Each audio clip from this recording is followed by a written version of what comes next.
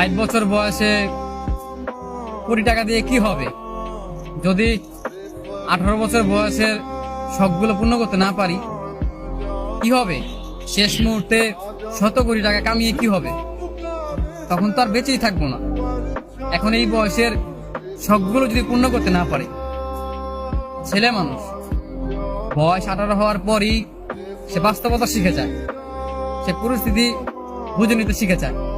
দায়িত্ব কি জিনিস তাকে শিখাতে হয় না, এমনিতেই বুঝে যায়। 18 বছরের পর একটা ছেলে বেকার থাকার যে কি যন্ত্রণা সেটা কেউ বুঝবে না। একটা ছেলে মানুষ বেকার, একটা ছেলে মানুষ ইনকাম করতে পারে না, এই কষ্টটা কেউ কখনো বুঝবে না। প্রত্যেকটা মানুষ তাকে ভুল বুঝবে।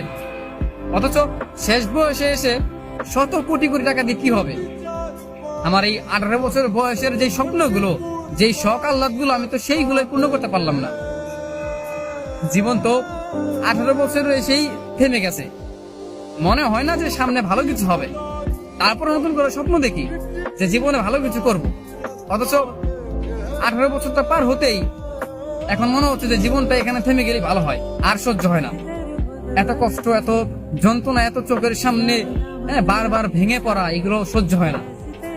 একটা ছেলে জানে, বিশ্বাস করেন ভাই, একটা ছেলে জানে যে কষ্টগুলো মানে লাগে। বয়স 18 হয়ে গেছে, তার ইনকাম নাই, তার স্বপ্ন পূরণ নাই, তার শখ আল্লাহ সব মিশে যায়, মানে সব ভেঙে যায়, চুরমার হয়ে যায়। এখানে তার কত কিছু হয়।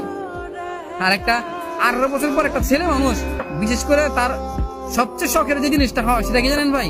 সেটা হচ্ছে একটা মেয়ে মানুষ। হ্যাঁ, টাকা পয়সা হিসেবে পরে আসে, কিন্তু একটা মেয়ে মানুষের প্রেমে সে পড়ে। একটা ছেলের বয়স যখন 18 বছর পার হয় না, তখন সে একটা মেয়ের প্রেমে পড়ে।